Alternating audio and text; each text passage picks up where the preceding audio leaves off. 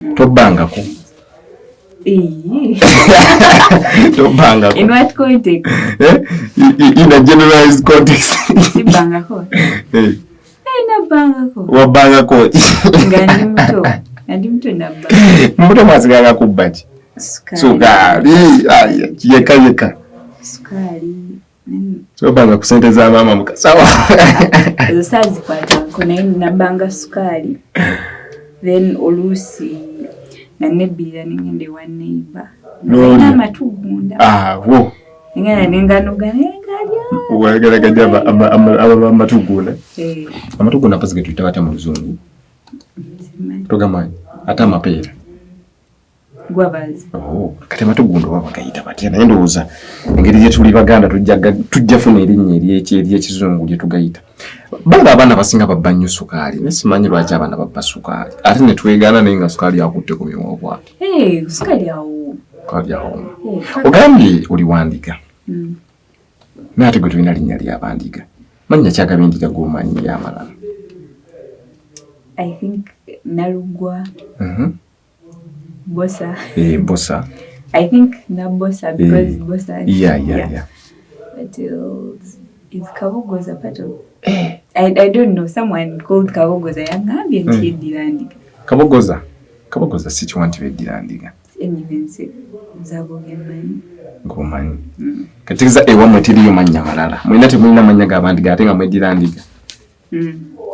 Mukikola mutya bannaye. Si mmwe ba Jaden. I don't know. Aleko Jaden. Bintu ki byolabye nga bikyuseemu? Nga Abaganda bibakolanga edda n'olaba esaazi n'ogamba bino bikyuse. Ate si tusaana tuddeyo eri. Bintu ki byolaba nga bikyuse n'ogamba nga tusaana tuddeyo. Nga tusaana tugambe at least ebyo. Singa tuddayo kyabanga kirungi nnyo emabega ne kati abalaba. Kati nga okubuuza nga tufukamidde. Kale ffe waffe tukikola. Naye waliwo ba cousins baffe tebafukamira. Bakambwemu. Ate oleka bakulidde states bakulidde.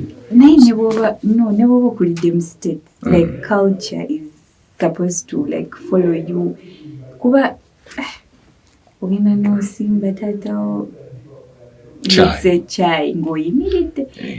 Kuba bajja ne batukyalira and nze nga ndaba culture shock. Mwana yawa taata we juice ng'ayimiridde. Ndalamuko. Ne mutulira nga nze ndi mu shock. Naye nze bwe nafukamira naye ng'ali mu shock. Mufukamira ali mu shock. Naawe ng'oli mu shock. Shock and shock. Yiwankanze. Naye waliwo bano abalala category endala. Nabo yes bakulira mu states. Naye bo bamanyi okufukamira. So I think the issue of kneeling, respect. There's a way, respect. It accords like respect. Yeah. Another thing. Another thing. Biki bye mwakolanga n'ogamba ne twakola ebintu bolo ne kati abantu bakyabikola oba kati abantu bakola binene ate mu bigati byaliwo ebintu yes byolaba nga bikyukidde ddala atukusinziira okuva ku nzikiriza yaffe oba enneeyisa yaffe ey'Abaganda ng'abasajja n'abaami Abaganda. Sisobola kulowooza ku kirala in that context. I think for me the pressing issue was kufukamira ensonga ya mugundu nnyo. Kati waliwo bino ensonga nti Yesu yafukamira bazadde.